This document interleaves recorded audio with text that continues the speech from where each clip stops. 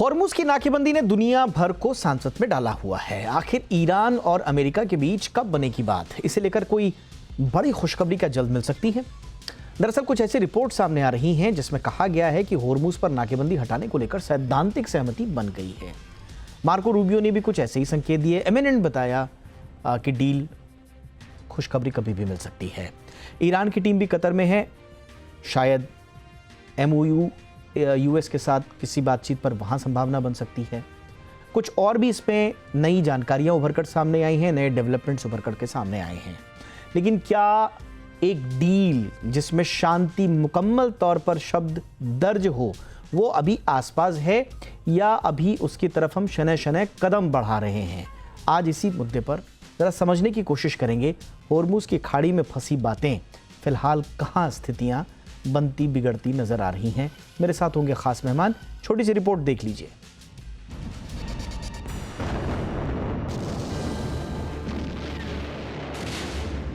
दुनिया भर में क्रूड ऑयल की कीमतें $100 प्रति बैरल से नीचे महीने भर बाद आईं।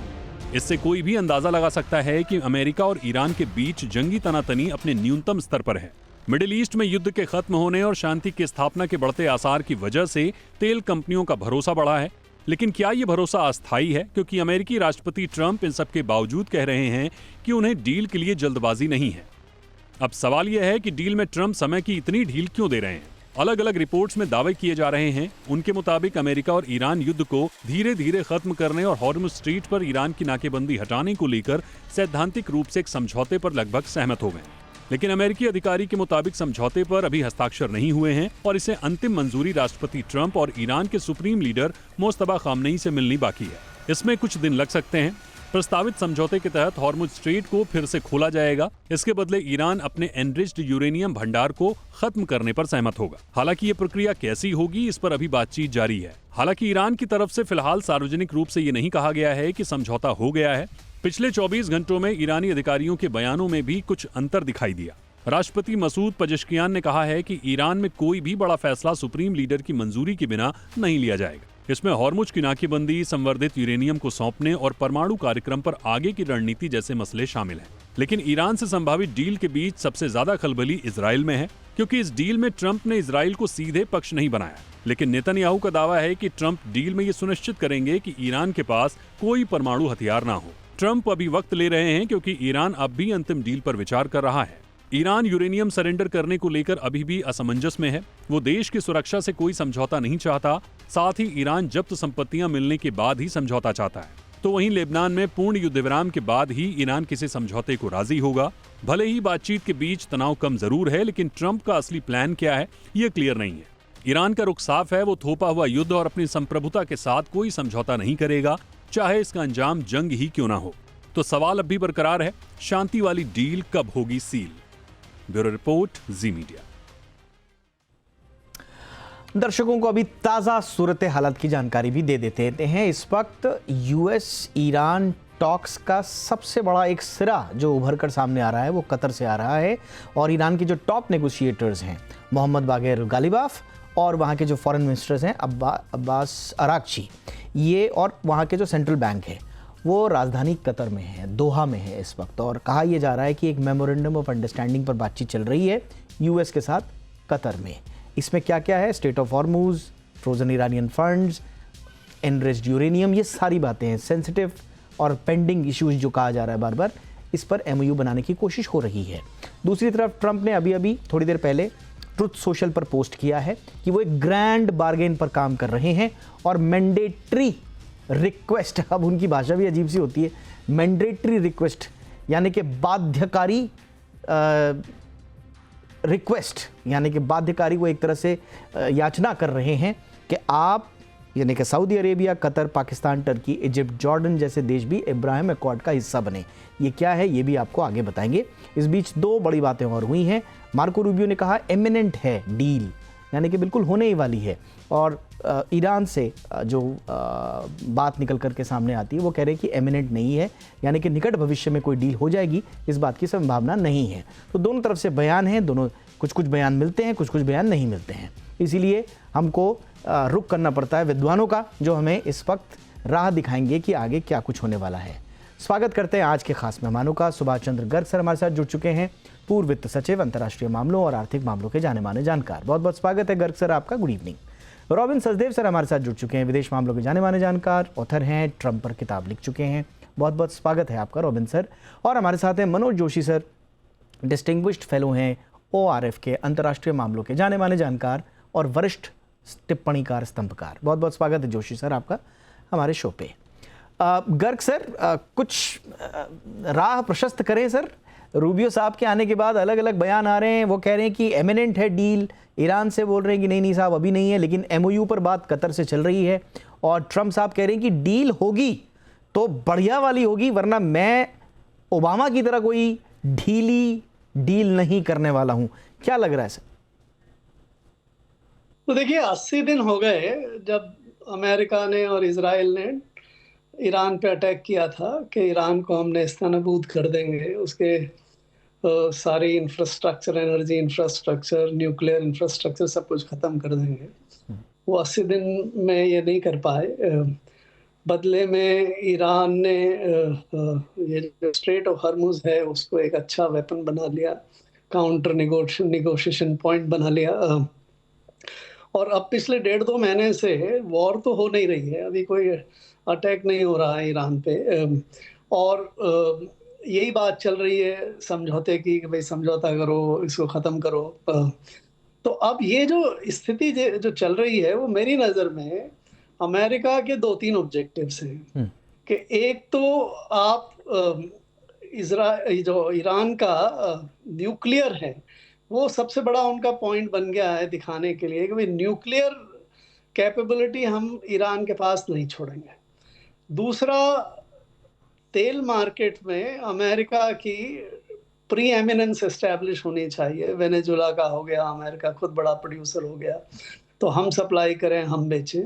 और तीसरा एसोसिएटेड ऑब्जेक्टिव ये है कि इजराइल लेबनान पे और गाजा पे जो चाहता है वो पूरा हो जाए। अभी इन तीनों चीज़ों को पाने के लिए वो सारा नेगोशिएशंस मेरी नज़र में हो रहा है। ईरान की तरफ से उन्होंने वार शुरू नहीं की, तो वो वार चाहते हों ऐसी कोई स्थिति नहीं मानी जा सकती। ऑफ कोर्स वो भी बहुत इंटरेस्टेड होंगे कि भाई इस वॉर को ख़त्म हो जाए तो हम भी अपना काम करें, बट उनकी वो इस मौके को देख के हम अपनी कम से कम 2 बड़ी डिमांड जो है उसको पूरा करना चाहते हैं। एक तो ये कि भाई हमारे ऊपर से आप सारी सैंक्शंस वगैरह जो है वो हटा दीजिए, हमें पूरा अपना तेल और बाकी सब काम करने दीजिए, दुनिया भर के साथ व्यापार करने दीजिए। और दूसरा, जो हमारी असेट्स हैं जो आपने कई सालों से जब्त कर रखी हैं, वो असेट्स कम से कम रिलीज करिए। वो बात करते हैं कंपनसेशन दीजिए, ये दीजिए, हम हरमुज में टोल लगा देंगे, ये कर देंगे, वो कर देंगे। मेरे ख्याल से उनके 2 रियल ऑब्जेक्टिव हैं कि भाई आप तो सैंक्शंस हटाइए और हमारा पैसा दे दीजिए। अगर ये दोनों चीज़ें अमेरिका दे देता है तो ईरान, देखिए पहले से भी कभी ईरान ने ये नहीं कहा है ऑफिशियली कि वो न्यूक्लियर वेपन बनाना चाहता है। वो न्यूक्लियर को पावर और दूसरे शांति प्रिय पर्पसेस के लिए ही करने की बात हमेशा करता रहा है। तो मुझे इस बात पे भी आश्चर्य नहीं होगा कि अगर वो जो न्यूक्लियर फिसाइल मटेरियल वगैरह है वो अमेरिका को इन दोनों चीज़ों के बदले में दे दे। अच्छा, नाउ ये समझौता ही शायद ट्रंप की नज़र में अच्छा समझौता हो, बट उनको ये सैंक्शंस हटाना और पैसे रिलीज करने में मुझे लगता है आफत आ रही है। इसका क्या मैसेज आएगा कि हमने क्या ईरान को बहुत ज्यादा दे दिया है, नहीं दे दिया। तो ये स्थिति अभी चल रही है। आपने सही कहा सर। और क्योंकि ओबामा का नाम भी आ गया बीच में, अब तो फिर ऐसा लग रहा है कि ओबामा से टफ डील हो, बार बार वो ये भी दिखाना चाहते हैं पूरी दुनिया को। टफ तो डील हो ही नहीं सकती। अब तो अमेरिका तो गिव इन करेगा, काफी कुछ देगा। ओके, ये दोनों चीजें दे दे, वो परेशानी हो रही है। बाकी नाम वो कुछ भी दे दें तो ये अगर इसके लिए तैयार हो जाएंगे तो डील हो जाएगी, और अगर ये दोनों चीजों के लिए तैयार नहीं होंगे तो ये डील नहीं होगी। ऑलराइट। अब इस बीच में बड़ी दिलचस्प बातें हुई हैं। सचदेव सर, ये बताइए कि एक चीज़ तो कम से कम हम क्या मुकम्मल तौर पर कह सकते हैं, जो कि फ्राइडे, सैटरडे और संडे की सुबह तक ऐसा लग रहा था कि फुल स्केल वॉर एक बार फिर से आएगी। सारे दुनिया के अखबारों में दोबारा से इस बात की शुरुआत हो चुकी थी कि भाई इतने दिनों का पॉज हो गया, दोनों तरफ से इतनी इतनी तैयारियां हो चुकी हैं, इतने इतने आर्सेनल जो हैं वो रिस्टोर कर दिए गए हैं, अब फुल स्केल वॉर हो सकती है। और पोजीशनिंग भी ऐसी ही थी। लेकिन अब ऐसा लग रहा है जो बयान आज सुबह से या कल दोपहर से हम देख रहे हैं, कम से कम फुल स्केल वॉर की तरफ तो नहीं जा रहे। रॉबिन सर, कम से कम एक चीज तो हम कंफर्टेबली कह सकते हैं या ये भी ना कहें? Thank you Deepak ji. या फिलहाल के लिए कंफर्टेबली, फिलहाल के लिए हम शायद कह सकते हैं, यू आर एब्सोल्युटली राइट, कि पिछले 1.5-2 दिन से जो रिपोर्ट्स आ रही हैं वो सब उसी तरफ जा रही है, कोई ना कोई डील पक रही है, बन रही है।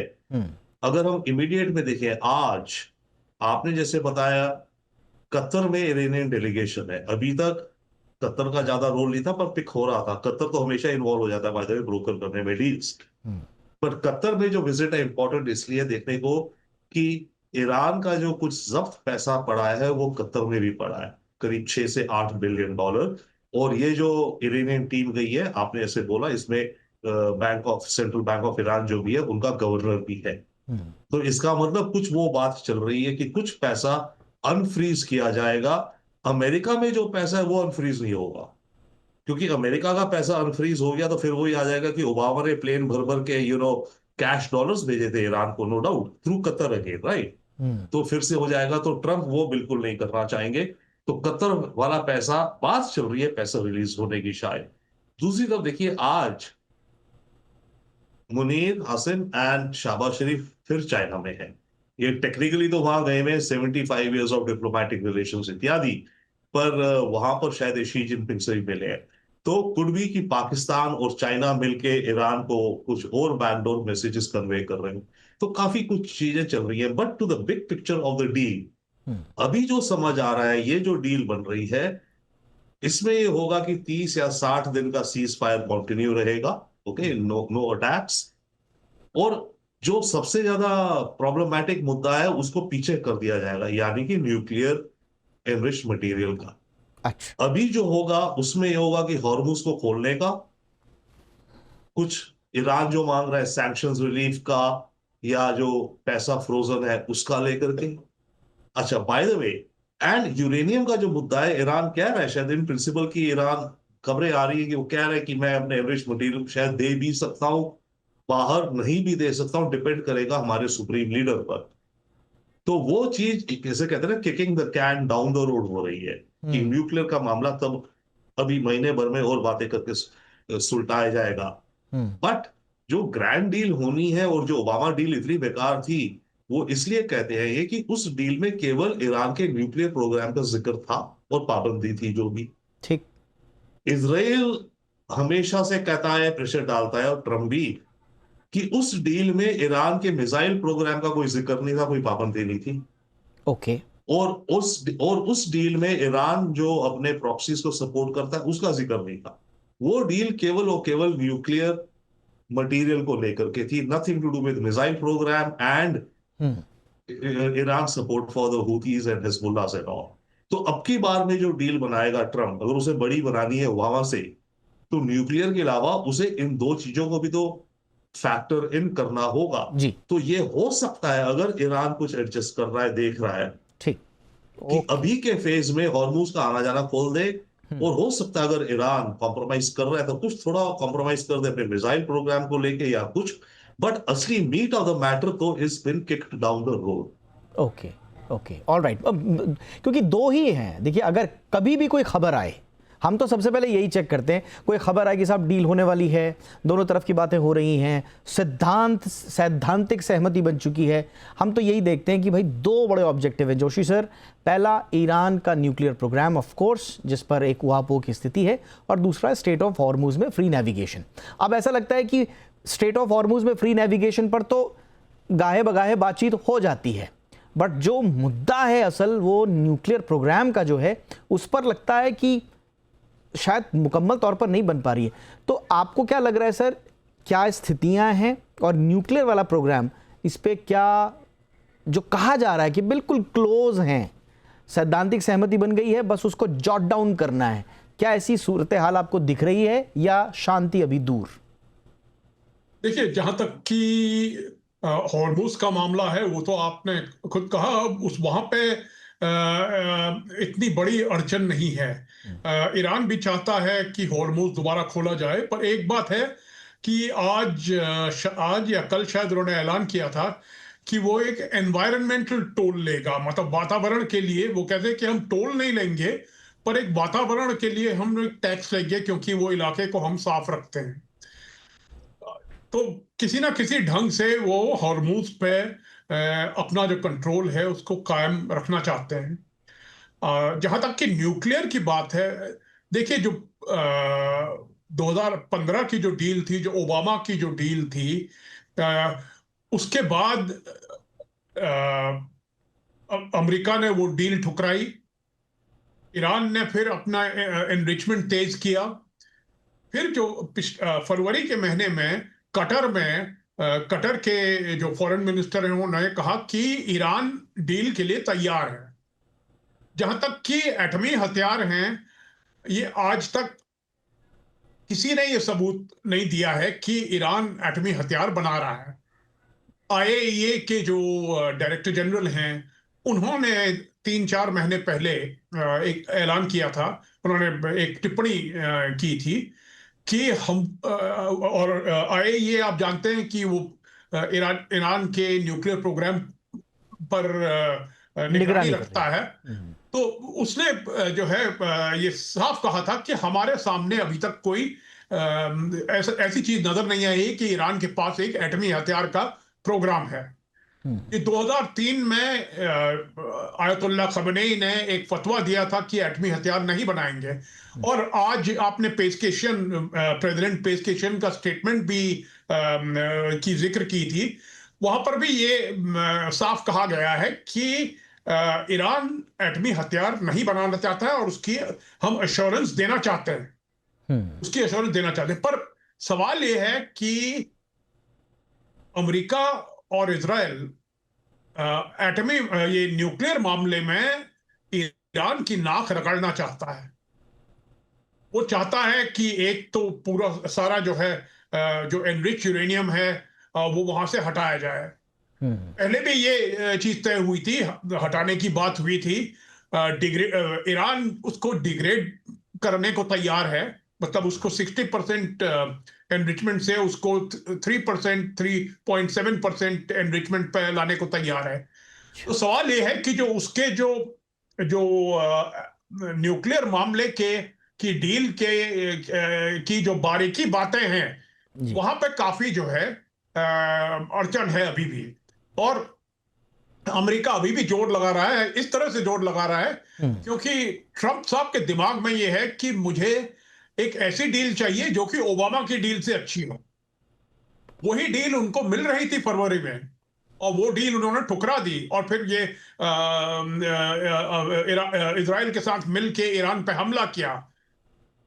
अब वो दोबारा उस डील पे जाना चाहते हैं। हालांकि तो ईरान की सोच ये है कि जो चीज अमेरिका हमारे ऊपर हमला करके नहीं ले पाई, उसको हम ऐसे ही उनको क्यों पकड़ा रहे। Right sir. तो ये बड़ा कॉम्प्लिकेटेड अब एक मामला हो चुका है और वाकई में देखना होगा कि रहा क्या। इस बीच बड़े पेन पॉइंट्स नए निकल करके सामने आ रहे हैं और भारतीय अर्थव्यवस्था पर भी इसकी असर दिख रहा है थोड़ा सा, क्योंकि खाड़ी में जो कुछ चल रहा है उसके इम्पैक्ट पर भी बातचीत करनी ज़रूरी है। गर्ग सर, भारत की क्या स्थिति है सर? चौथी बार हमने इस बीच में दाम बढ़ा दिए हैं पेट्रोल डीजल के। इससे ऐसा लग रहा है कि आगे चलकर इन्फ्लेशनरी प्रेशर ही आएगा और वापस अर्थव्यवस्था पर ही ये बोझ डालेगा। सर, अगर सूरत हाल वहाँ पर ठीक नहीं हुए तो हमारे लिए कितनी बड़ी मुसीबत आने वाली है और कब तक हम थोड़ा चैन की सांस ले पाएंगे या मैनेज कर पाएंगे? देखिए, स्ट्रेट ऑफ हॉर्मुज़ क्लियर हो भी जाए तो भी जो एनर्जी इंफ्रास्ट्रक्चर, गैस इंफ्रास्ट्रक्चर पे जो नुकसान हुआ है उसको नॉर्मलाइज होने में महीनों लगेंगे। और अभी तो ये भी साफ नहीं है कि क्या स्ट्रेट ऑफ हॉर्मुज़ में क्या होगा, अमेरिका और ईरान का एग्रीमेंट कब होगा। सो स्थिति तो थोड़ी मुश्किल है, उसके लिए तैयार रहना चाहिए। आप बहुत नुकसान हो रहा है ऑयल कंपनियों में, $100 ले लीजिए पर बैरल या 120 ले लीजिए, ये दाम ऊपर नीचे होते रहेंगे जैसी स्थिति सिग्नल मिलती हैं। बट मुझे नहीं लगता कि अगले 1 साल में 80 से नीचे जाएंगे दाम। सो कुल मिला के अभी मुझे नहीं लगता कि पूरी अंडर रिकवरीज के बराबर दाम बढ़े हैं। 7.5 पौने 8 रुपए जो दाम बढ़े हैं अभी तक, अभी और बाकी है पिक्चर। थोड़े समय तक और बढ़ेंगे दाम, 10 रुपए और बढ़े, 15 रुपए और बढ़े, 12 रुपए और बढ़े, ये कहना मुश्किल है, लेकिन अभी और बढ़ेंगे दाम। सो ये तो निश्चित है कि अभी रिकवरीज ट्रांसलेट होंगे बढ़े हुए दामों में।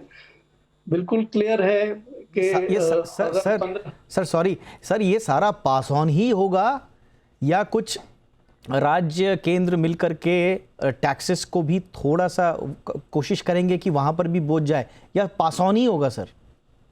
देखिए, टैक्सेस में तो सरकार ने आधे टैक्स पहले ही कम कर दिए हैं और सरकार के पास टैक्स कम करने की गुंजाइश नहीं है। अगर टैक्स और कम करती है तो और सारे जो रोड प्रोग्राम है, रेल प्रोग्राम है, इन सब पे बहुत उल्टा असर पड़ता है। सरकार अगर बेयर करे तो ऑयल कंपनीज को सब्सिडीज दे सकती है। जैसे 2 बार गैस के लिए 50,000 करोड़ पिछले 4-5 साल में दिया है सरकार ने, तो ऑयल पे और गैस पे सरकार सब्सिडी दे सकती है। बट आप कान को चाहे इधर से मरोड़ें चाहे उधर से मरोड़ें, अल्टीमेटली चाहे आप प्राइस को पास ऑन करें, चाहे ज़्यादा फिस्कल डेफिसिट, ज़्यादा इंटरेस्ट रेट बढ़ के जनता में भार डालें, कुल मिला के असर इतना ही होता है कि ऑयल और पेट्रोलियम प्रोडक्ट्स के दाम और गैस प्रोडक्ट्स के दाम आप बढ़ाते हैं तो सीधे जो कंज्यूम करते हैं उन पे असर पड़ता है, और बाकी अगर फिस्कल मेजर्स के जरिए आप करते हैं या ऑयल कंपनीज का घाटा बढ़ाते हैं तो ये आपको जनरलाइज्ड इन्फ्लेशन के रूप में नजर आता है। इन्फ्लेशन बहुत तेजी से बढ़ने वाला है। आपने देखा पिछले महीने जो था उसका होलसेल पे इम्पैक्ट आया, 8% 9% होलसेल प्राइस इंडेक्स बढ़ी है। अब रिटेल की इंडेक्स बढ़ने की बारी है। इन्फ्लेशन निश्चित रूप से 5-6 से कहीं ज़्यादा जाके डायरेक्ट और इनडायरेक्ट, सारी फ्यूल से ट्रांसपोर्टेशन कॉस्ट बढ़ती है, उससे और पूरी इकोनॉमी में सभी चीज़ों के दाम बढ़ते हैं। तो इन्फ्लेशन के लिए तो अब तैयार रहना चाहिए। अगला साल 1-1.5 साल तो कम से कम इन्फ्लेशन के लिए काफ़ी विकट सी स्थिति है जी। लोगों में मुझे जो सबसे ज़्यादा परेशानी नज़र आती है वो उन लोगों के लिए नजर आती है जिनकी वेजेस जो है वो इन्फ्लेशन इंडेक्स नहीं होती।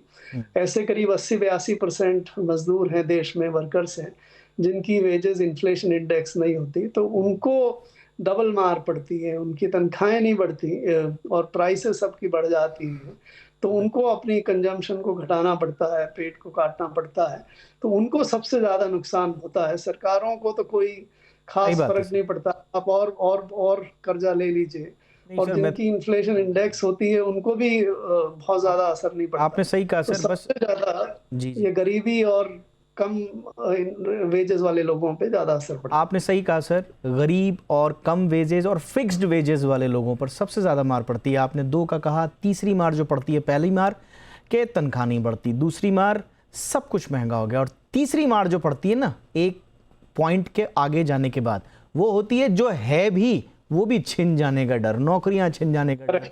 तो वो 3 तरह की डर और मार झेलते हैं, इसलिए बहुत दिक्कत है। बट बहरहाल कमिंग बैक टू होर्मुज, क्योंकि ये सारी चीज़ें जुड़ी हुई हैं, अब एक नया शिगुफा छोड़ा है Sachdev sir quickly. Donald Trump ने आज कहा है मैंडेटरी रिक्वेस्ट, जैसे मैं कह रहा था कि बिल्कुल बाध्यकारी याचना है ना, सऊदी अरब, पाकिस्तान, टर्की, कतर, इजिप्ट और जॉर्डन, वो कह रहे हैं इब्राहिम अकॉर्ड से जुड़िए। 2020 में ये शिगुफा लेकर के आए थे ट्रंप साहब की अगुवाई में, और इसका सारा का सारा अगर दर्शकों को सिर्फ इसका छोटा सा लब्बो-लुबाब बताने की कोशिश करें तो ये इजराइल और अरब देशों को साथ लाने की कोशिश थी, या आप ये भी कह सकते हैं कि इजराइल को मान्यता देने की कोशिश थी। अब अरब देश इसमें सारे तो शामिल हुए, कुछ हो रहे हैं, कुछ हुए, बीच में यूएई आया, 20 में बहरीन आया, मोरक्को, सूडान ने भी अकॉर्ड साइन किया, 25 में कजाकिस्तान भी आ गया, लेकिन अब ये कह रहे हैं कि पाकिस्तान भी आ जाए, तो यानी कि अरब देश से बाहर जाने की कोशिश कर रहे हैं। सर ये क्या है, और इसके पीछे ऐसा तो नहीं है कि इजराइल को खुश करने के लिए कुछ बड़ी बड़ी बातें करके, ताकि इजराइल जो कह रहा है कि बिना